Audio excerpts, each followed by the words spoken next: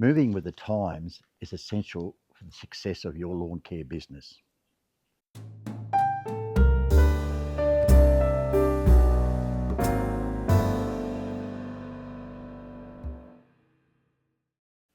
G'day, it's Jeff from McPhee's Gardening, Melbourne, Australia. How many of you guys and girls, including myself, have had the head in the sand over the years? Pull your head out of the sand, look around and see what's around. See what things are there to make life easier, to make working smarter, not harder, easier to do. When I first started over the 3 or 4 decades ago in the 80s, I've seen a lot of changes. 3 areas of changes is technology, equipment, and the professionalism of the lawn care industry. When I first started, it was all about volume. It was all about getting as many customers as you can. So what contractors tended to do back then is that they offered cheap prices. They'd have ads in the paper. Lawns from $4, whereas the average lawn might have been $15 at that particular stage. So putting in a cheap price attracted all these extra customers, all this extra work. And because we all know, after a while, cheap prices equals cheap customers. So it didn't take me long to work out it certainly wasn't the way to go. I've been impressed with the professionalism of the lawn care industry over the years, how it's grown. Back then, we were called the lawnmower man, but now most operators are called the lawn care business or gardening business. We're a business, and it's fantastic to see that the word has got around, and most people that I talk to treat it the same way. Now, there's 2 types of businesses that have succeeded. Is the lifestyle business, which I have tended to do in later years, but by charging out the right amount of price, to know my numbers, to actually work out a good hourly rate and make a profit on that, I enjoy my so-called lifestyle, because I think it's important to work well, a lifestyle, to work when I want, to finish when I want, to start when I want. Then there's the other guys that actually made a business, an empire virtually, having employees, working off the tools, managing their employees and growing. But again, they know their numbers, they're operating as a business. So the big change is from the lawnmower man to the businessman or businesswoman or the business person. I'm going to be politically correct, but you know what I'm getting at. It's a different world now. So it's important, and I've explained it in other videos, is to know your numbers and to make sure you're making a profit and a good wage for yourself, which might mean targeting different areas. We've gone through that in the past. So that's one major area. The other area is equipment. Now, I've been guilty of this, of the head in the sand. I'm never going to use battery. Why would I want to go battery? I'm using petrol. That's fantastic. It's strong. Battery's never going to be there. Well, I went to a field day. A couple of my friends got them. I tried them out, and I was won over. Have a look at this little example I'll show you. Okay, we're going to take an example here of using 2 hedges. We have a Shindara hedger. Really good machine. It weighs 6.5 kilos when it's full.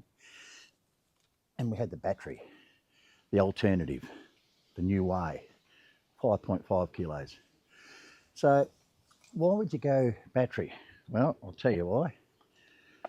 Noise with a hedger petrol. Put up with that. Put that noise all day.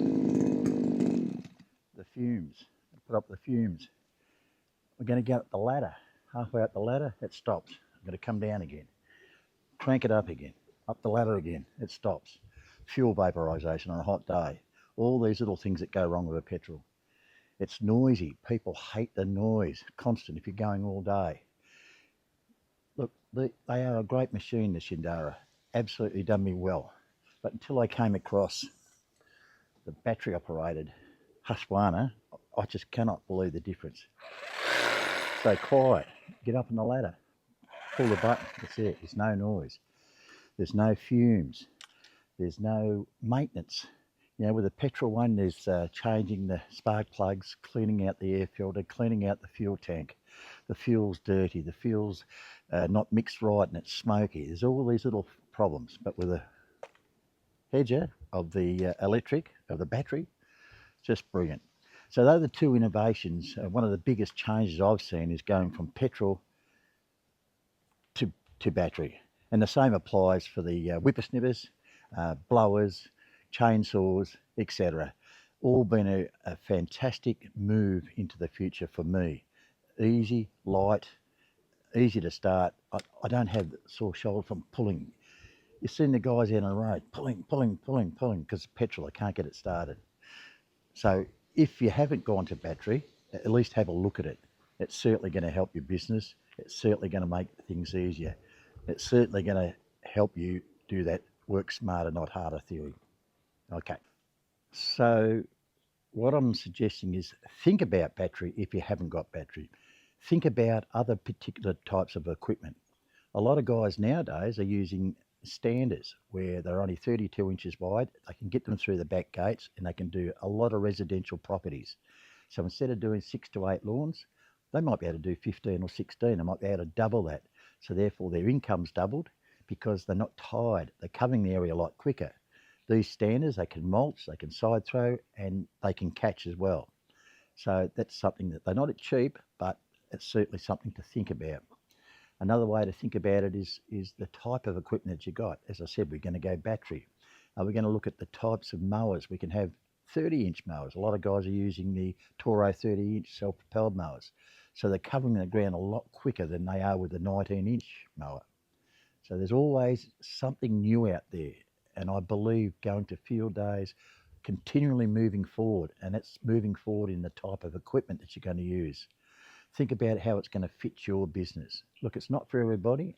Each type of equipment, battery mightn't be for everybody, but at least have a think about it so that you can improve, so that you can make things easier, make the old working smarter and not harder, more achievable.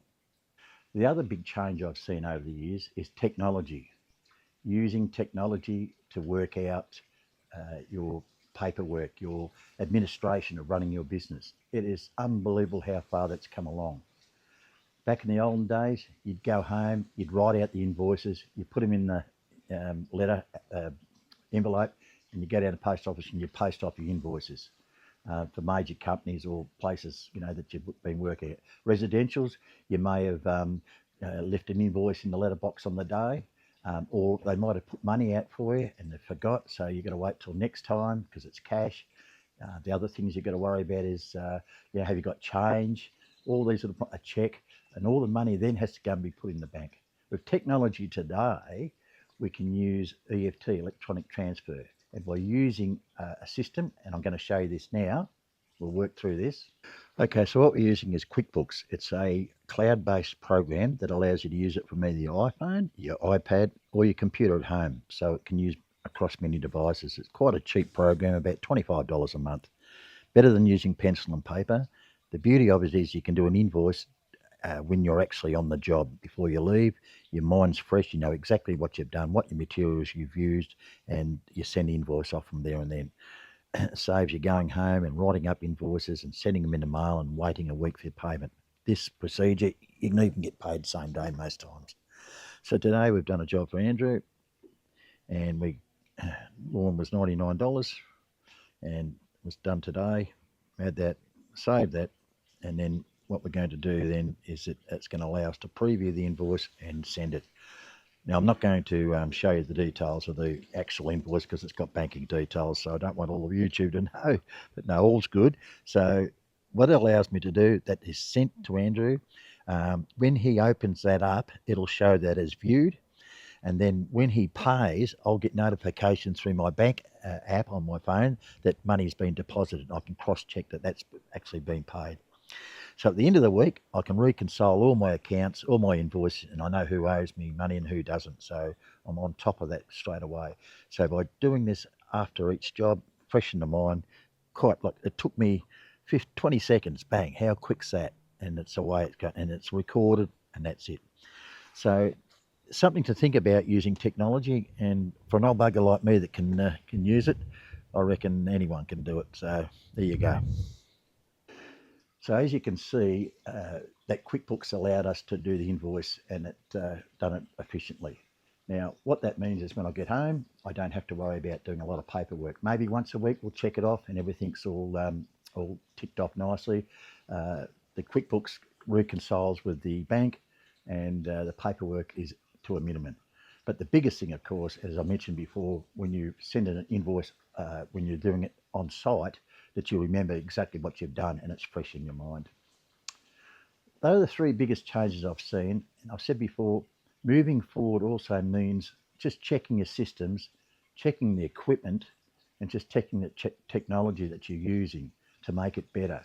There's always, a little bit, someone else does a little bit better, so you can learn off them. Now, leaving your head in the sand, look, it could work for some. It definitely wouldn't have worked for me. I wouldn't be still here had I not made those changes. Moving with the times. I think that's so important, is to move with the times and moving forward.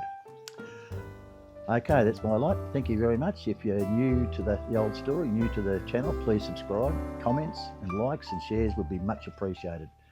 Thanks for watching, guys and girls. We'll see you in the next one. Hope you got something out of it. Thank you. Bye.